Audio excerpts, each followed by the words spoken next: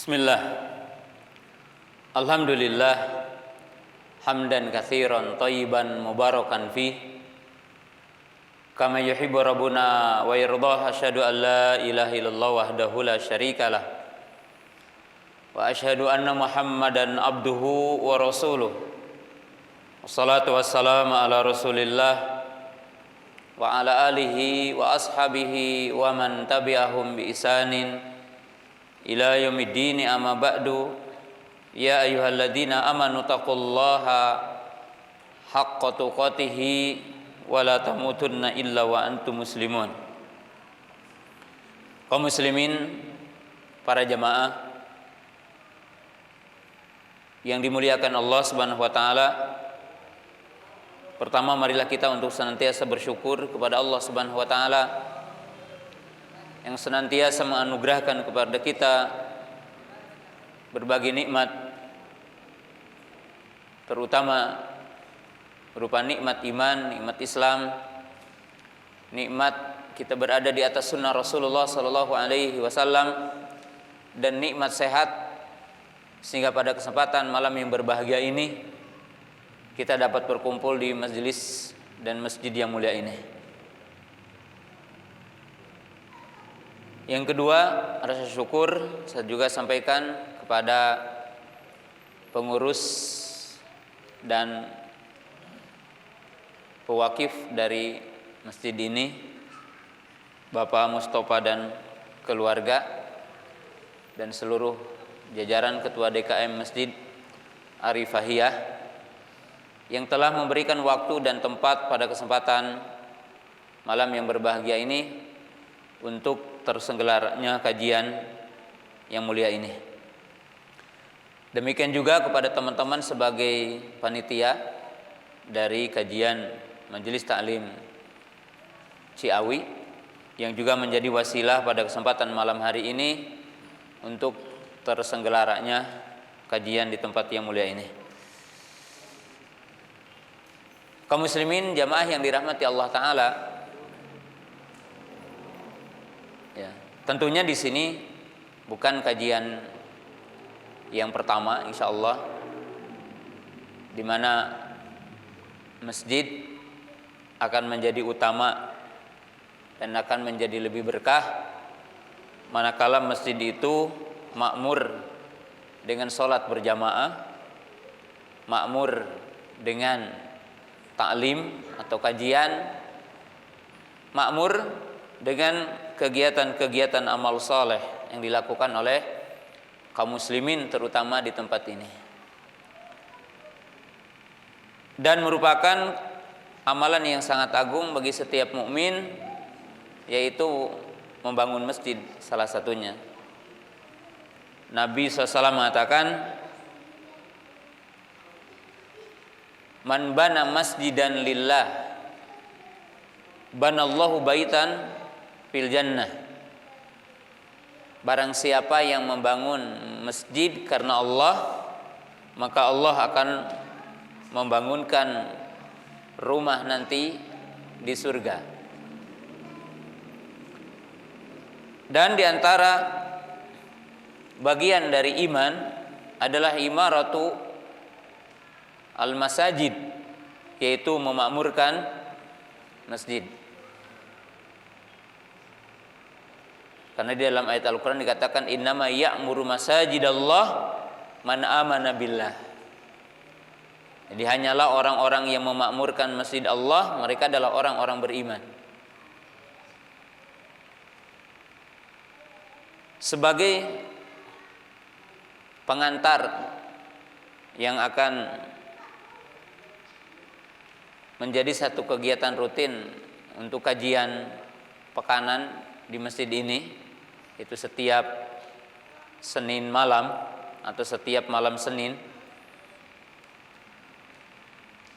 maka saya membawakan judul tentang urgensi ilmu syar'i. Bahasan ini mungkin sering dibahas oleh banyak ustadz, kiai, ajengan, ulama. Tetapi urgensi ilmu dengan diulang-ulang kajiannya tetap memiliki makna yang berbeda dalam setiap majelisnya. Karena ilmu itu memang luas, maka dibahas setiap saat pun pasti akan memiliki aura dan perbedaan pembahasan.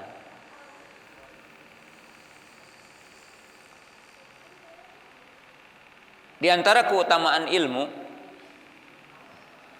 yang Allah sebutkan di dalam Al-Quran,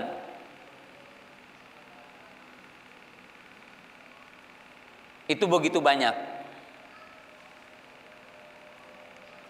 Di antara poin yang disebutkan Allah dalam Quran, bahwa Allah Subhanahu wa taala mencantumkan sejumlah binatang sebagai sejarah di dalam Quran. Hal itu karena berkaitan dengan ilmu. Jadi ada sejumlah binatang disebutkan dalam Quran dan dikisahkan Allah Ta'ala dalam Quran. Hal itu karena berkaitan dengan ilmu. Seperti Allah Subhanahu wa taala mengkisahkan dalam surah An-Naml, yaitu tentang kisah seekor burung yang bernama hudhud. Kenapa Allah Subhanahu wa taala mengkisahkan seekor burung yang namanya hudhud di dalam Al-Qur'an dengan kisah dengan Nabi Sulaiman alaihi salam? Ya, burung hudhud ini bukan burung yang besar badannya, tapi burung hudhud sepengetahuan saya, karena burung hudhud dikenal di negeri Yaman berkaitan dengan kisah Ratu Saba. Dan Nabi Sulaiman alaihissalam jadi Ratu Saba ada di Yaman, sedangkan Nabi Sulaiman ada di Palestina, ya, berada di Syam, Palestina. Maka hudhud itu binatang kecil, ya, tidak lebih besar dan tidak lebih kecil dari burung di kita dikenal dengan burung, kata orang Ciawi mah burung cangkurileng. Kalau bahasa Indonesianya burung apa? Ketilang, burung kutilang. Jadi tidak lebih besar dari itu, hanya saja mungkin berjamhul dan berbulu lebih indah dari burung kutilang. Tetapi kenapa Allah mengkisahkan burung hudhud? Burung hudhud dikisahkan di dalam Al-Quran karena ilmu, kejujurannya, keberaniannya. Allah Subhanahu wa taala memberikan satu kelebihan kepada Nabi Sulaiman alaihissalam untuk menundukkan seluruh binatang, jin dan binatang-binatang hewan-hewan. Wa husyira li Sulaimana junuduhu minal jinni wal insi wat thairu fahum yuzaun.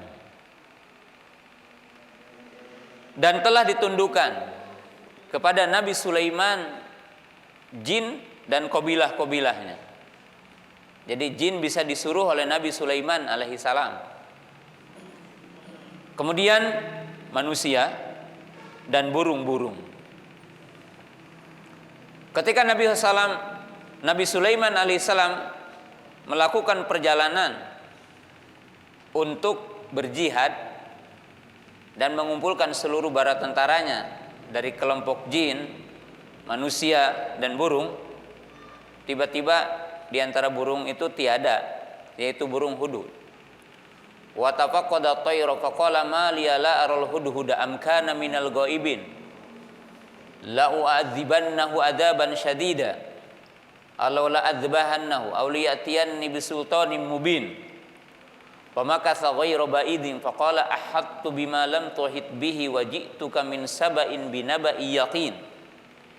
Inni wajadtu imra'atan tamlikuhum wa utiyat min kulli syai' wa laha arsyun adim. Wajadtuha wa qaumaha yasjuduna lisyamsi min dunillah wa zayyana lahum syaitanu a'malahum fasaddahum anis sabili fahum la yahtadun. Ala yasjudulillah alladzi yukhrijul khab'a fis samawati wal ard wa ya'lamu ma tukhfuna wa ma tu'linun. Allahu la ilaha illa huwa rabbul arsyil azim. Al-ayah. Jadi kita lihat Allah mengkisahkan Hudhud. Seperti apa Hudhud itu?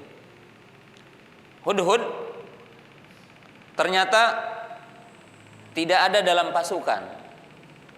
Dan Nabi SAW sebagai panglima perang, ya, jadi panglima perang kalau di kita mungkin ya Bapak Kapolri atau Bapak TNI. Itu melakukan pengecekan kepada seluruh pasukannya sampai burung-burung itu.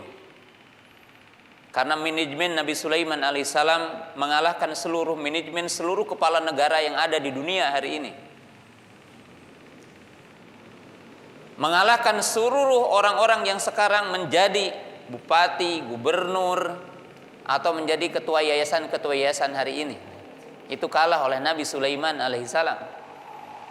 Karena mengecek seluruh jin, dicek mana yang tidak hadir, manusia dari pasukan Nabi Sulaiman dicek.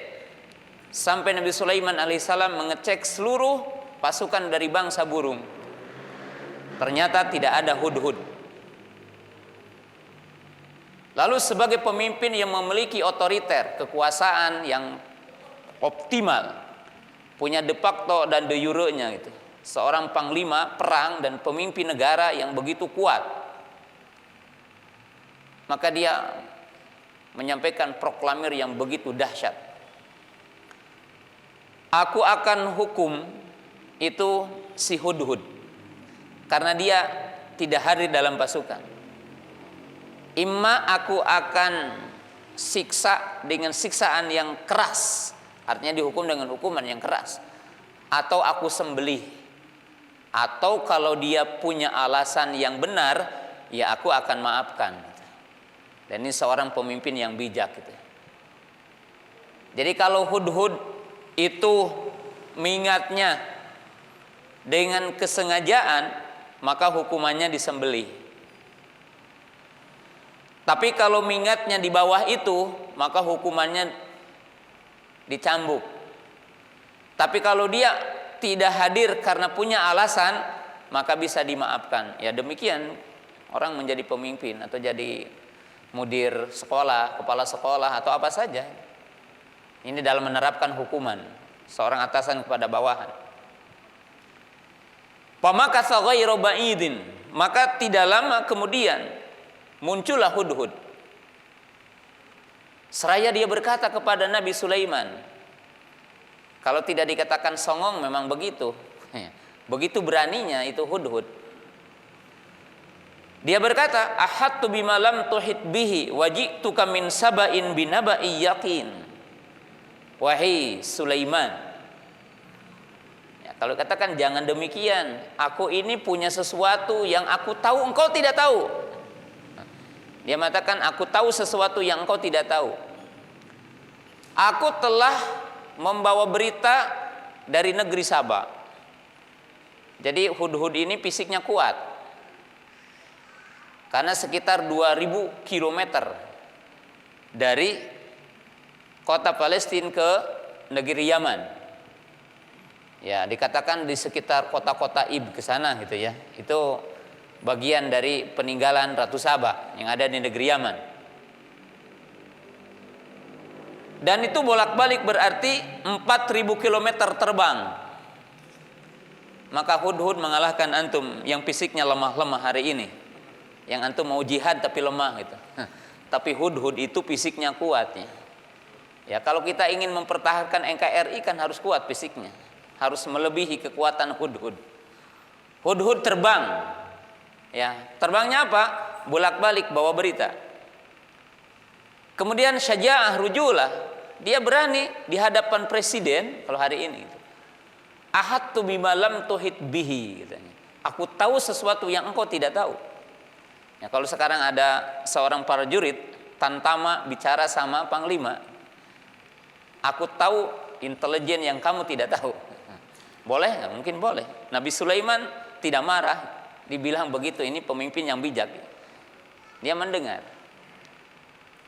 Tapi Hudhud bukan juga seperti kita hari ini berita hoak, enggak, beritanya nyata.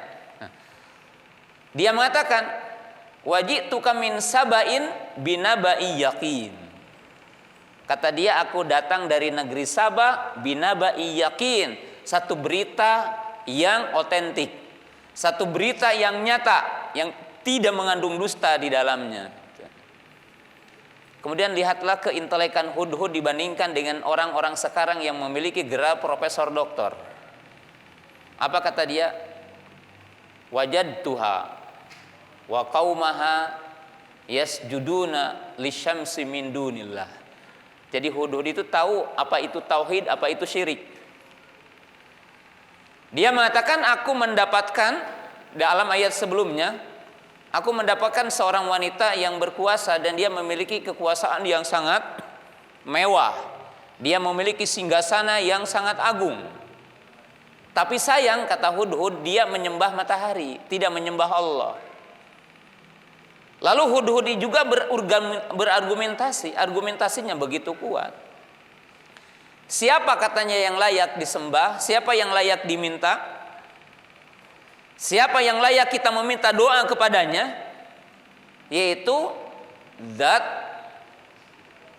yang mengeluarkan segala sesuatu dari langit dan bumi, yang mengetahui perkara yang tersembunyi dan mengetahui perkara yang nampak. Dialah Allah pemilik arasy yang agung. Nah, sekarang tanya umat Islam yang aku syahadatain, pintar mana dengan Hudhud?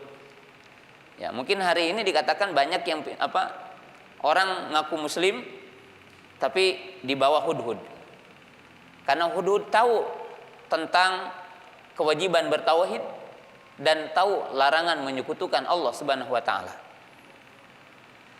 Kemudian Hudhud ini bicaranya jujur, enggak seperti kita hari ini bawa berita hoak gitu kan. Tapi Hudhud itu jujur. Kemudian lihat pada ayat yang berikutnya. Kata Nabi Sulaiman, qala sananzuru asadaqta am kunta minal kadzibin. Nanti dulu wahai Hudhud gitu. Saya tidak percaya 100%. Ini seorang pemimpin yang bijak. Jadi tidak setiap berita dari bawahannya diterima. Enggak, Hudhud membawa berita dan Nabi Sulaiman mengecek kebenaran beritanya. Qala sananzuru asadaqta am kunta minal kadzibin. Nanti dulu. Saya akan mengecek tentang kebenaran kamu. Idhab bi kitabi hadza fa'alqi ilaihim tsumma tawalla anhum fandur madza yarji'un. Maka Nabi Sulaiman alaihi salam itu berkata, coba bawa tulisanku ini, bawa oleh kamu ke Ratu Saba. Lalu Hudhud ini dikasih tata krama, adab, kasihkan katanya. Dan kamu terbang dulu, lihat dari kejauhan apa yang akan dilakukan oleh Ratu Saba. Ternyata Ratu Saba itu berkata, qalat ya ayyuhal muluku inni ulqiya ilayya kitabun karim innahu min Sulaiman wa innahu bismillahirrahmanirrahim ala ta'alu alayya wa'tuni muslimin. Nabi Sulaiman alaihi salam menyampaikan satu tulisan ajakan masuk Islam kepada Ratu Saba dengan mengatakan bismillahirrahmanirrahim. Itu Ratu Saba memuji kepada surat Nabi Sulaiman, yaitu dikatakan kitabun karim. Innahu min Sulaimana, Sesungguhnya itu dari Sulaiman. Wa innahu bismillahirrahmanirrahim. Jadi bertuliskan bismillahirrahmanirrahim. Nah, ini kisah. Sesungguhnya dalam kisah ini begitu banyak faidah yang bisa kita ambil. Tapi kita berkaitan dengan judul keutamaan ilmu. Jadi Allah Subhanahu wa taala mengkisahkan seekor burung di dalam Al-Qur'an, yaitu burung hudhud, karena disertai ilmu. Jadi binatang saja diabadikan sejarahnya di dalam Al-Qur'an karena burung ini dianugerahi ilmu oleh Allah taala, memiliki ilmu. Maka mafhum mukhalafahnya, kalau seorang mukmin, seorang manusia memiliki ilmu, maka akan lebih mulia ketimbang burung yang tadi. Jadi ini adalah contoh yang pertama dalam Quran. Ya. Contoh yang kedua, Quran dan hadis ini digabungkan, yaitu Allah Ta'ala mengabadikan kisah seekor anjing. Satu kisah yang ada dalam surah Al-Kahfi. Allah mengkisahkan ya, Ashabul Kahfi dengan seekor anjing. Kenapa seekor anjing? Yang kita sebagai orang mukmin meyakini tentang anjing. Satu, anjing itu najis. Menurut madhab Syafi'iyah dan ulama Syafi'iyah, anjing semuanya najis. Kulitnya, bulunya, keringatnya, air liurnya, kencingnya, kotorannya najis. Dan itu pendapat yang rajih bahwa anjing semuanya najis. Ya. Tetapi Allah menceritakan seekor anjing dalam Quran, yaitu dalam surah Al-Kahfi. Allah mengkisahkan anjing. Wa kalbuhum basitatun dira'aihi bil wasid. Lawi tala'ta alaihim lawalaita minhum firara wa lamulita minhum ru'ba. Dikisahkan bahwa Ashabul Kahfi ada di gua Kahfi. Saya terjemahkan pakai bahasa Sunda supaya lebih paham ya. Kemudian anjing itu cumpagug. Sebab bahasa Indonesianya rada hese itu. Si anjing itu cumpagug. Di mana? Di pintu gua. Sambil menjulurkan lidahnya. Setiap orang yang akan masuk ke gua itu merasa takut dengan anjing itu, sehingga tidak jadi masuk dan tidak diketahui bahwa di situ ada Ashabul Kahfi yang disebutkan dalam Quran lebih dari 300 tahun berada di itu.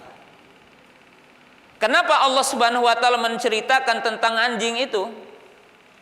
Ya, karena anjing itu menjadi teman orang soleh gitu. Menjadi teman menurut satu dikatakan yaitu untuk 8 pemuda.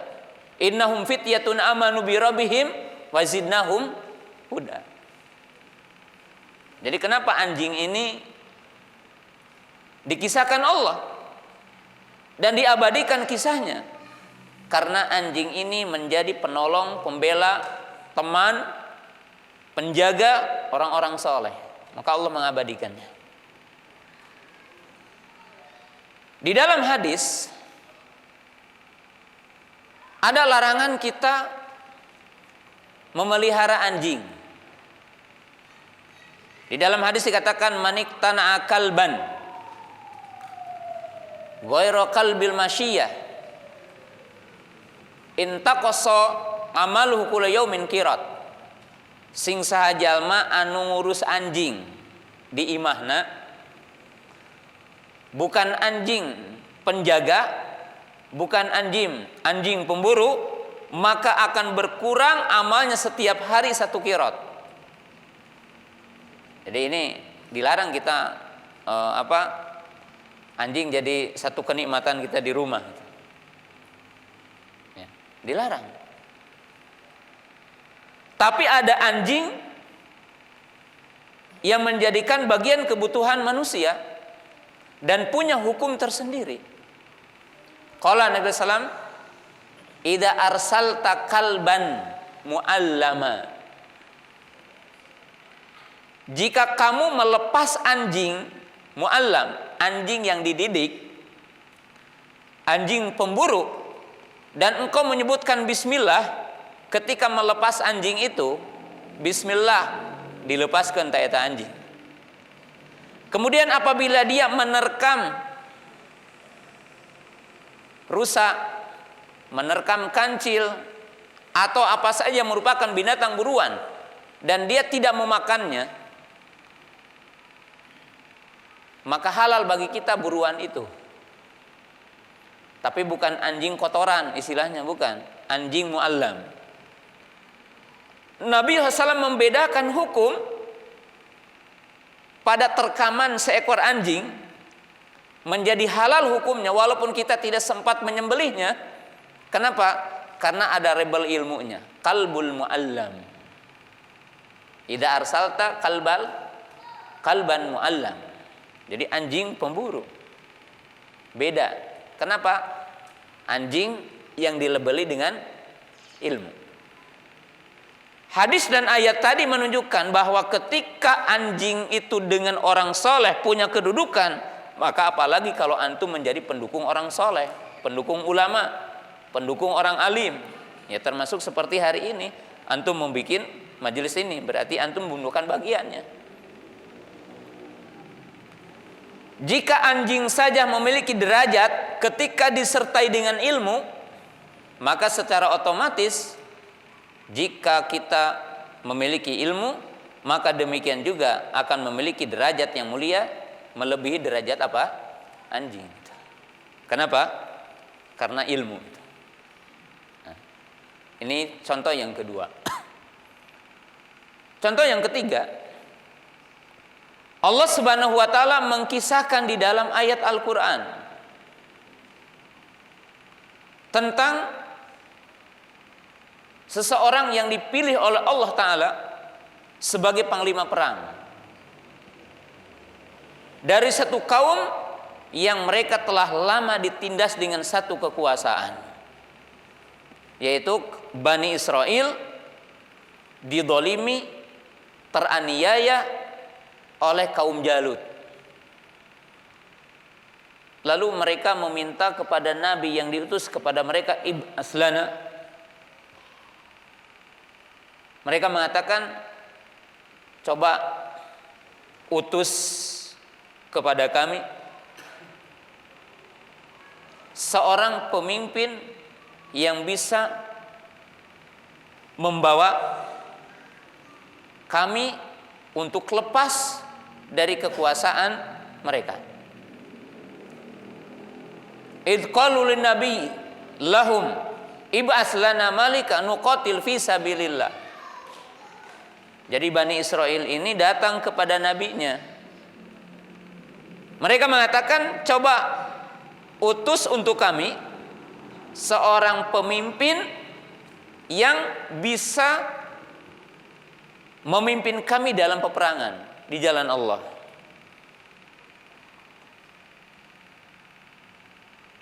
Kemudian nabinya berkata, membacakan wahyu Allah, qala hal asaitum in kutiba alaikumul qitalu alla tuqatilu. Kalau dibahasakan yang biasa, apa benar kalian akan berperang? Saya menyangka kalau diwajibkan kepada kalian perang, kalian tidak akan perang. Qalu wa ma lana alla nuqatila fi sabilillah wa qad ukhrijna min diyarina wa abnaina. Ya bagaimana tidak, katanya, kami telah terusir, teraniaya anak dan keturunan kami. Kemudian wa qala lahum nabiyuhum innallaha qad ba'atsa lakum taluta malika. Qalu anna yakunu lahul mulku alaina wa nahnu ahaqqu bil mulki minhu wa lam yu'ta sa'atan minal mal. Qala innallaha istafahu alaikum wa zadahu bastatan fil ilmi wal jismi. Nah, lihat potongan kisah ini. Maka Nabi mereka mengatakan sesungguhnya Allah telah mengutus Talut sebagai pemimpin kalian. Nah, tapi ini lagi-lagi orang Bani Israel itu begitu. Maka mereka mengatakan, kok bisa katanya bukan orang kami yang jadi pemimpin. Talut itu tidak punya silsilah kekuasaan dan Talut itu tidak punya harta banyak. Maka dijelaskan sesungguhnya Allah telah memilih Talut sebagai raja, sebagai panglima. Alasannya dua, bastatan fil ilmi wal jismi, karena luas ilmunya dan kuat fisiknya.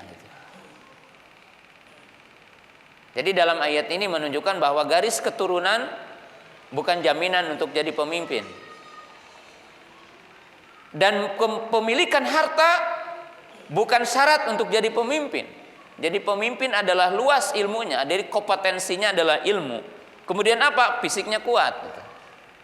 Karena dia akan memimpin pasukan perang, harus mampu menenteng senjata. Fisiknya kuat. Ya, tidak mungkin kan orang yang fisiknya lemah, dia akan bisa membentangkan apa? Anak panah gitu kan. Membawa senjata kalashnikov AK, ya, 7 itu tidak mungkin dia. Ketika bergerak mungkin badannya apa jatuh gitu. Tapi bastatan fil ilmi wal jismi, fisiknya kuat dan ilmunya apa? Ilmunya luas.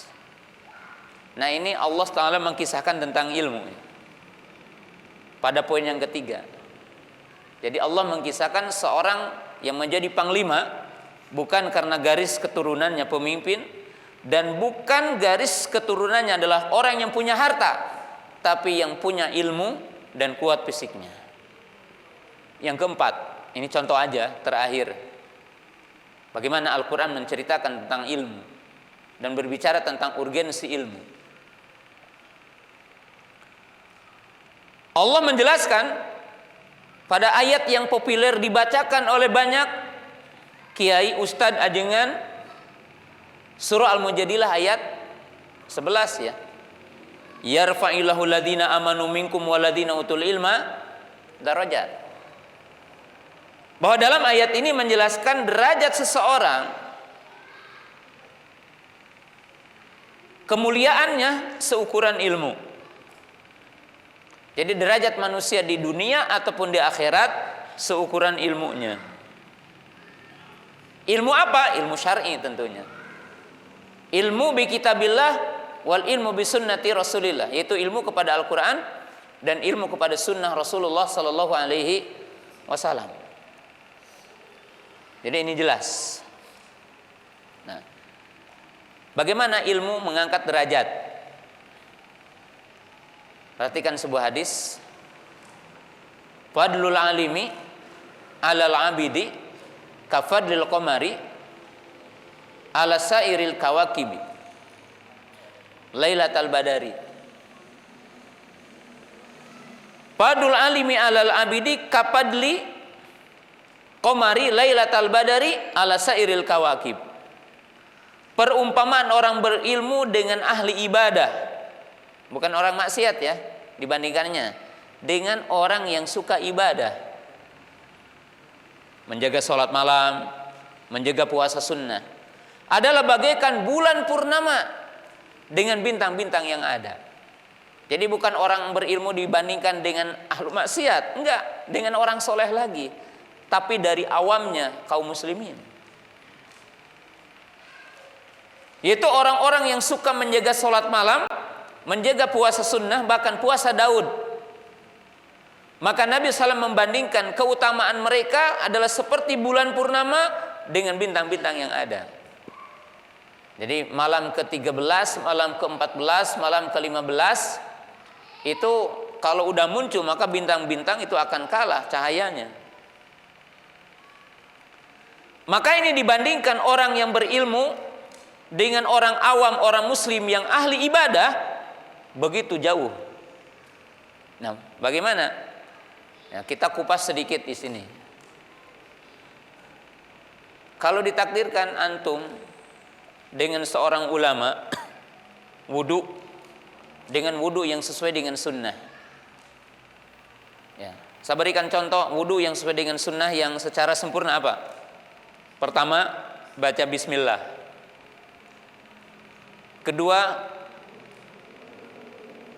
bersiwak, gosok gigi. Ketiga, mencuci telapak tangan 3 kali. Keempat, berkumur-kumur dan mengisap air ke hidung.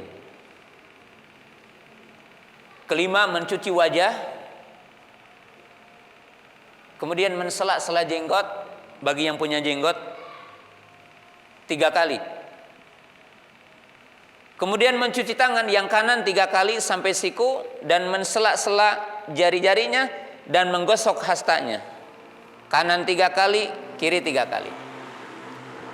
Kemudian dia berwudu, seterusnya mengusap kepala dari bagian depan, kemudian ke belakang, dibalikan lagi ke depan, kemudian dimasukkan jari-jarinya ke dalam telinganya dan ibu jarinya mengusap begini. Maka ini sesempurna mengusap kepala. Ya, 1 kali. Kemudian mencuci kaki kanan 3 kali, mensela-sela jari-jarinya, menggosoknya 3 kali, kemudian yang kiri 3 kali. Kemudian setelah itu membaca doa asyhadu alla ilaha illallah wahdahu la syarikalah wa asyhadu anna muhammadan abduhu wa rasuluh. Atau ditambah ya, Allahumma ja'alni minat tawabin wa ja'alni minal mutatahhirin. Atau doa subhanakallahumma wa bihamdika asyhadu an la ilaha illallah astaghfiruka wa atubu ilaik. Itu doa seperti kafaratul majlis. Maka ini wudu sempurna. Tapi apakah akan sama pahala walaupun prakteknya sama? Maka jawabannya tidak sama. Antara wudunya orang awam dengan wudunya orang alim. Dari sisi apa? Wudunya orang awam, cek ustad. Dipraktekkan ku ustad 5 menit, antum bisa wudu sesuai dengan sunnah. Tapi antum akan tengotek tak heula dalil nanti mana gitu kan? Titah wudu dalilna mana?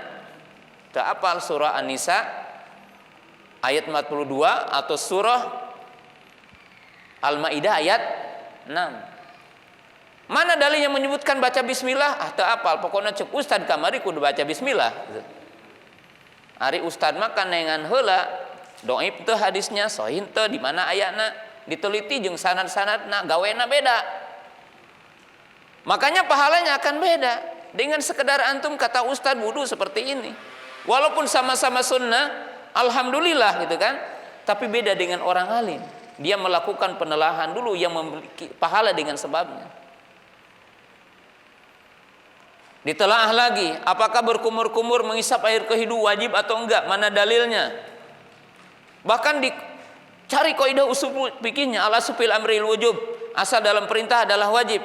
Mencari kaidah usul fikihnya. Ada yang mengatakan berkumur-kumur mengisap air ke hidung tidak wajib. Kenapa? Sebab tidak dicantumkan dalam surah Al-Maidah ayat 6. Jadi beda. Ini yang dikatakan padul alimi alal abid. Keutamaan yang berilmu dengan ahli ibadah. Apalagi dari sisi kalau antum berwudu meninggal dunia, pahala wudu antum selesai pahalanya. Tapi orang alim ia mengajarkan banyak orang berwudu, dia meninggal dunia, sejumlah orang yang masih hidup dan dia tahu wudunya karena ustadz itu, maka akan mengarirkan pahala kepada dia yang tidak akan pernah terputus. Dan itulah keutamaan ilmu syar'i. Ya, maka setiap orang harus punya keinginan untuk paham ilmu syar'i.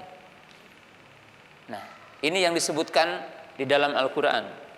Sebagai contoh tadi 4. Ya. Kalau kita ungkap lembaran-lembaran dan lisan itu tidak akan habis untuk menyebutkan tentang keutamaan ilmu. Tapi waktu yang kita miliki ya akan dijelaskan di lain tempat dan waktu. Ini keutamaan ilmu. Bahkan saya sering menjelaskan bagaimana ilmu mengangkat derajat. Saya cukup sering memberikan contoh dengan 1 gelas air ini. Semua penduduk bumi bisa dibedakan pahalanya dari satu gelas air ini. Ada orang minum tidak punya tujuan, hanya menghilangkan haus saja. Tidak punya adab kanan atau kiri, nggak peduli. Panas atau dingin, ditiup atau bagaimana, tidak peduli. Maka tidak ada apa-apa dengan air minum yang dia teguk. Bahkan dia bersyarikat dengan iblis laknatullah karena dia tidak baca bismillah. Tapi orang mukmin, dia minum untuk apa? Untuk taqarrub kepada Allah, menghilangkan rasa haus, untuk fisik saya kuat, supaya nanti bisa kajian, supaya saya nanti bisa ngisi, nginum dulu, umpamanya kan itu. Seteguk air sangat berharga. Orang akan baca Quran, supaya baca Qurannya sedikit merdu, minum dulu. Maka dengan minumnya dapat pahala. Beda dengan orang minum untuk mengucapkan kalimat maksiat, maka beda. Berarti ditulis satu pahala ya. Pegang dengan tangan kanan, dihitung 2 pahala. Meneguk dimulai dengan bismillah, ditulis 3 pahala. Jika airnya panas dia tidak meniupnya, ditulis 4 pahala. Jika setelah minum dia mengatakan alhamdulillah, bersyukur kepada Allah, dihitung 5 pahala. Setiap gelas, kalau antum setiap hari minum berapa kali? Kalau minum 10 kali, kalikan 5, berarti 50 pahala setiap hari. Dengan tegukan-tegukan air itu kita diangkat derajatnya nanti yaumul qiyamah. Dengan sebab apa? Dengan sebab ilmu. Beda dengan orang yang tidak punya ilmu kepada agama Allah. Nah, ini keutamaan ilmu. Jadi renungan yang sangat berharga bagi setiap mukmin. Makanya para ulama dulu mengatakan kana majlisu malik khairu minad dunya wa ma fiha. Majelis Malik itu lebih baik dari dunia dan seisinya. Hadir pada majelis Imam Malik berapa? 70.000 orang. Dulu, bukan sekarang. Sekarang yang dihadiri 70.000 orang apa? Konser musik. Bukan membacakan kitab Al-Muwatta. Imam Malik membacakan kitab Al-Muwatta, dihadiri 70.000 muslim, kaum muslimin di hari itu. Sehingga ada mustamli. Tahu gak mustamli dalam ilmu mustalah hadis? Sebab dulu nggak ada mikrofon gitu. Qolah hadasana, qolah hadasana, qolah hadasana. Nepikeun ka ditu sabaraha urang menyebutkan qolah hadasana gitu. Kenapa? Karena belum ada mikrofon itu. Itu keunikan di zaman-zaman dulu tentang ilmu. Nah, kemudian setelah kita memahami sekilas tentang keutamaan ilmu dan urgensi ilmu dalam kehidupan kita, saya ingin menyampaikan poin penting tentang ilmu. Pertanyaan setelahnya, bagaimana orang mukmin mencari ilmu? Dan ilmu mana yang paling urgen dalam kehidupan kita? Ilmu tentunya, ketika Allah menyebutkan pujian tentang ilmu, maka ilmu yang dimaksud adalah ilmu syar'i. Adapun ilmu dunia,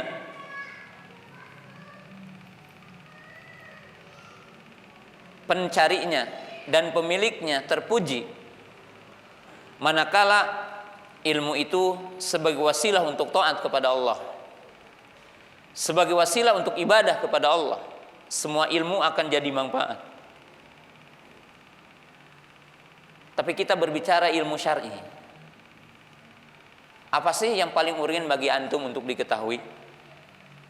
Saya akan sebutkan secara sepintas. Yang pertama, ma'rifatu kalimatul la ilaha illallah. Setiap mukmin wajib mengetahui tentang makna kalimat la ilaha illallah. Al-Imam As-Sam'ani rahimahullahu ta'ala itu menukil ijma bahwa yang pertama diwajibkan kepada setiap manusia mengetahui makna kalimat la ilaha illallah. Lalu apa yang antum harus tahu tentang kalimat la ilaha illallah? 5 poin penting.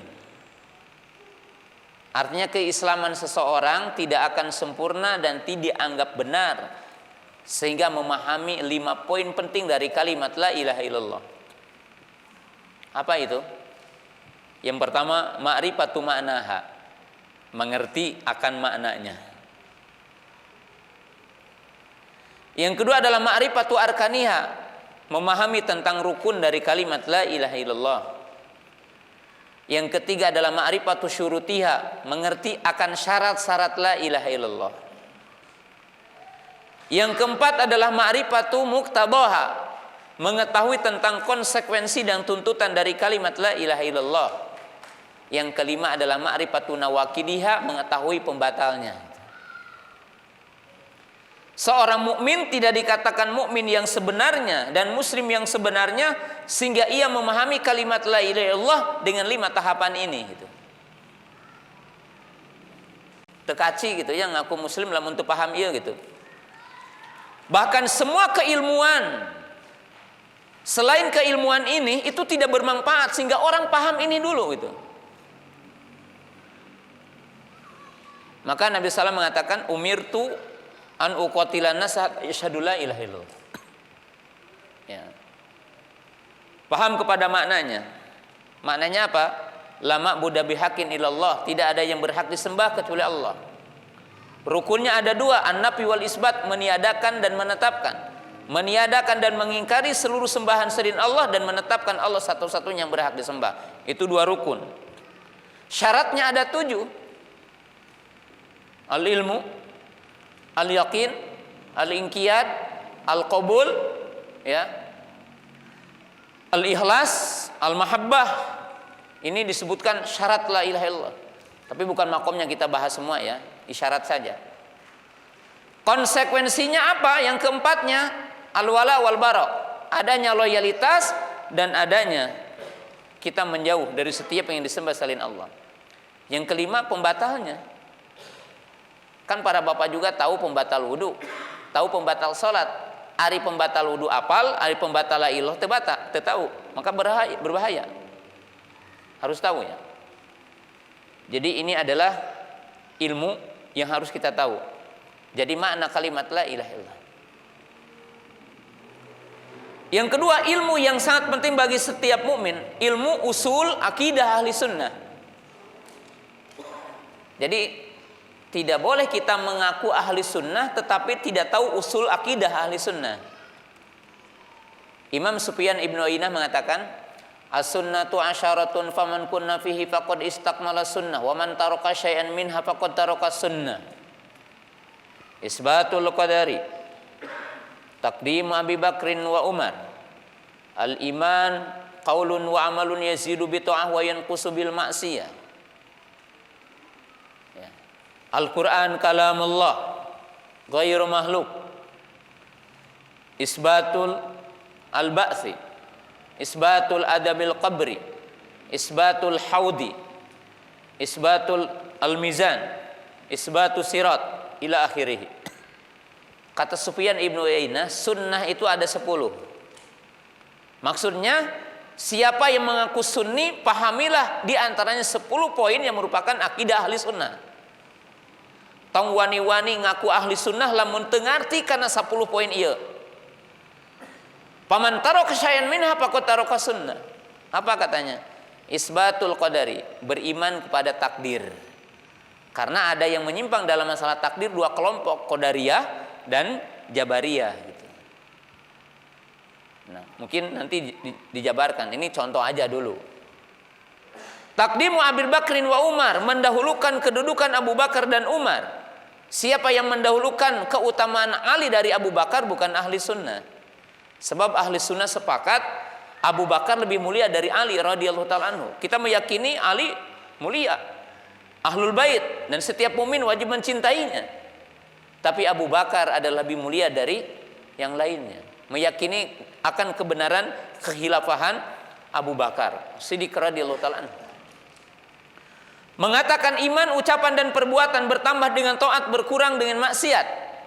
Ini bertentangan dengan kaum Khawarij, bertentangan dengan kaum Murji'ah. Jadi kalau ngaku sunni, paham ini tentang masalah iman. Al-Quran kalamullah, mengatakan Quran adalah kalam Allah bukan makhluk. Siapa yang mengatakan Quran makhluk bukan Sunni, tapi dia kaum Jahmiyah atau Mu'tazilah. Sunni mengatakan Quran kalamullah. Isbatul adabil qabri wa naimiha, menetapkan keimanan kepada adab kubur dan nikmat kubur. Siapa yang mengatakan tidak ada adab kubur, ini bukan Sunni, namanya Mu'tazilah, Jahmiyah. Beriman kepada hari kebangkitan, masuk di dalamnya iman kepada adanya timbangan di Arasatil Qiyamah, adanya telaga di Arasatil Qiyamah, iman kepada jembatan yang ada di Arasatil Qiyamah di atas neraka yang dinamakan Sirat. Nah, ini poin-poin penting katanya. Dalam arti antum saya mengaku muslim dan mengaku sunni, maka wajib belajar pokok-pokok akidah ahli sunnah. Dituntut kita itu belajar. Ya, nggak bisa dijelaskan semua hari ini, tapi pokok-pokoknya.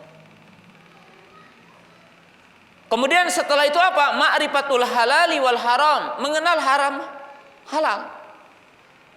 Orang mukmin harus tahu berzina itu haram, mencuri itu haram, khamr itu haram, riba itu haram, ya, membunuh itu haram, memakan harta anak yatim itu haram, durhaka kepada orang tua adalah haram, menggibah adalah haram, adu domba adalah haram. Tahu tentang haram. Seorang mukmin wajib mengetahui halal haram. Kemudian setelahnya apa? Ma'rifatul awamir wa nawahi, mengetahui perintah dan larangan. Tahu salat itu wajib, tahu zakat itu wajib, tahu puasa itu wajib, tahu haji itu wajib. Seorang wanita tahu berjilbab itu adalah apa? Wajib. Jadi belajar halal haram wajib, ya, dan yang dilarang kita tahu. Semua orang mukmin bertahap, dia harus tahu ya, apa yang dilarang Allah gitu. Poin-poin sab'ul mubiqat. Makanya Imam Adz-Dzahabi menyusun kitab Al-Kabair itu kan. Lebih dari 170 sekian tentang dosa-dosa besar dimuat oleh Imam Adz-Dzahabi dengan dalil dari Quran dan Sunnah. Ya. Bahkan para ulama menyusun kitab Al-Awamir wal Manhiyat, kitab perintah-perintah dan kitab larangan-larangan. Kemudian antara yang sangat penting bagi setiap mukmin mengetahui akhlakul karimah, mengetahui tentang budi pekerti, akhlak, ya, bagaimana akhlak kepada orang tua, bagaimana akhlak kepada guru, bagaimana guru kepada muridnya, akhlak dengan sesama dijelaskan dalam Quran, dalam hadis, ya. Innaka la'ala khuluqin azim. Jadi orang mukmin harus sesama mempelajari ini. Ya. Dan poin yang sangat penting setelah itu, dan ini tambahan keutamaan bagi setiap mukmin, ma'rifatul hikmah, yaitu mengetahui hikmah dari syariat-syariat Allah. Ya, sebab ini yang akan menguatkan orang mukmin itu kuat imannya dalam melaksanakan syariat Islam. Faham ya hukum-hukum Allah dengan sempurna. Ya. Saya akan mengakhiri kajian ini dengan beberapa contoh kasus dalam kehidupan kita hari ini. Ya. Kenapa banyak orang muslim kita itu tidak melaksanakan agamanya? Karena ilmu kepada agamanya dangkal. Kenapa banyak orang mukmin, bahkan mungkin sekarang dinamakan tokoh-tokoh yang dianggap tokoh Islam, ya, memprediksi orang yang berajal Islam itu takut nanti akan radikal umpamanya. Hal itu disebabkan ketidaktahuan tentang Islam.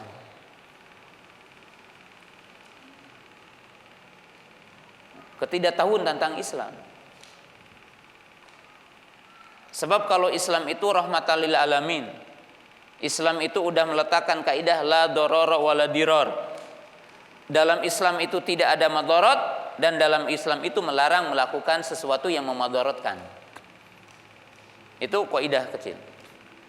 Saya tadi baru membahas di Majalengka 10 wasiat Allah kepada hambanya, yaitu yang tercantum dalam surah Al-An'am ayat 151, 152, 153. 10 wasiat Allah. Kalau kita perhatikan, ini sebagai penutup, 10 wasiat Allah dalam surah Al-An'am. Apa saja 10 wasiat itu? 1. Larangan syirik. 2. Perintah berbakti kepada 2 orang tua. 3. Larangan membunuh anak. 3. Keempat, larangan berbuat fahisyah. Seperti apa? Berzina, mencuri, minum khamr, riba. Kemudian yang kelima, larangan membunuh. Itu pada ayat 151-nya. 5 wasiat Allah. Pada ayat yang kedua Allah menyebutkan 4 wasiat, yaitu larangan memakan harta anak yatim,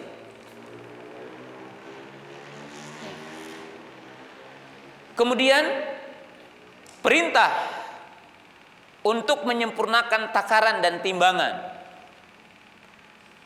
Ketiga, perintah bersikap adil dalam berucap, bersikap, menghukum, dan perintah untuk menunaikan janji kepada Allah. 9 wasiat. Pada ayat yang terakhir apa? Wasiat agar mengikuti jalan Shiratal Mustaqim dan berpaling dari setiap jalan kesesatan. 10 wasiat Allah. 10 wasiat ini adalah berkaitan dengan sistem rambu-rambu untuk menciptakan kedamaian ketentraman di muka bumi ini. Ada yang sifatnya istimaiyah, sifatnya kemasyarakatan, ada yang sifatnya ekonomi, ada yang sifatnya menjaga hukuk manusia, hak asasi manusia, terdapat dalam 10 wasiat itu. Bahkan jamaah yang dirahmati Allah Ta'ala, dari 10 poin itu, yang bisa dikatakan itu langsung kepada Allah, yaitu kata-kata wala tusyriku billah wa an hadza sirati mustaqimah. Sementara 8 nasihat untuk menciptakan kedamaian dan ketentraman. Ayat ini ngasih tahu, Pak, supaya para bapak, para ibu ulah cangcaya jeung ulah sieun, lamun budak hafal Al-Qur'an dan paham Quran pasti menjamin kedamaian untuk bangsa ini. Jamin ya. Harus yakin. Yang tidak yakin bukan muslim. Catat dengan tinta emas omongan saya. Jadi yang tidak yakin siapa yang melaksanakan Quran tidak akan memberikan kedamaian bagi negara ini dan tidak bisa menjaga NKRI terhadap negara ini, maka dia adalah bukan orang beriman. Kenapa? Salatnya orang mukmin akan menyebabkan berkahnya rizki.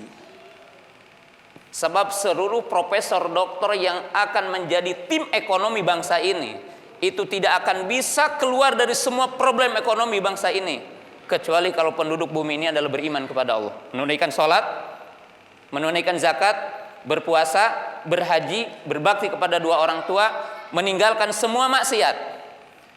Dan ini ilmu yang harus kita tahu. Ya, bagaimana antum saja masih ragu melaksanakan Islam? Ya, bagaimana mungkin? Itu jelas-jelas sekali. Wa ma arsalnaka ila rahmatan lil alamin.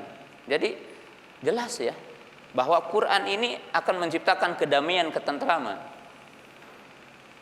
Orang yang melaksanakan Quran. Karena jalan manusia itu hanya 2 di muka bumi ini. Jalannya Allah melalui para nabinya, yang itu akan menciptakan kedamaian, ketentraman dunia akhirat, dan jalan iblis syaitan laknatullah yang akan menciptakan kerusakan bumi dan kecelakaan nanti yaumal kiamah. Karena jalan cuma 2. Itu yang wajib dipahami oleh setiap mukmin. dan kita harus mengetahui agama ini dengan sebenarnya. Nah, kalau ada orang-orang yang melakukan penyimpangan ketika dia menisbatkan kepada Islam, maka berarti pemahamannya yang tidak benar. Semua itu yang harus apa? Diedukasi. Nah, sebab begini, sekedar contoh saja. Kalau ditakdirkan ada orang yang hafal Al-Quran, tapi dia melakukan kekerasan, bahkan mungkin jadi termasuk dalam terorisme. Ada orang yang hafal Al-Quran, maka yang disalahkannya bukan orang tentang Qurannya, tapi diteliti adalah pemahaman dia kepada Al-Quran dan bagaimana dia melaksanakan Al-Quran. Sebab tidak mungkin kalau sekarang ada anggota KPK yang menyimpang dari aturannya, apakah kita harus membubarkan KPK? Kalau ada bagian dari institusi di negara ini berkaitan dengan apa? Contohnya apa? Sekarang orang jadi hakim melanggar. Apa kita akan mengatakan masyarakat Indonesia hilangkan itu konstitusi kehakiman karena telah menyimpang? Atau yang diedukasi adalah orang yang menyimpangnya? Maka di sini kaum muslimin jamaah yang dirahmati Allah Ta'ala, semua orang mukmin itu harus cerdas ketika kita berbicara tentang agamanya. Karena agama telah memberikan rambu-rambu bagi kita semua, dan itu adalah ilmu yang akan mengangkat setiap derajat mukmin. Kaum muslimin jamaah yang dirahmati Allah Subhanahu wa taala, sampai sini subhanakallahumma bihamdika asyhadu an la ilaha illa anta astaghfiruka wa atubu ilaik. Assalamualaikum warahmatullahi wabarakatuh.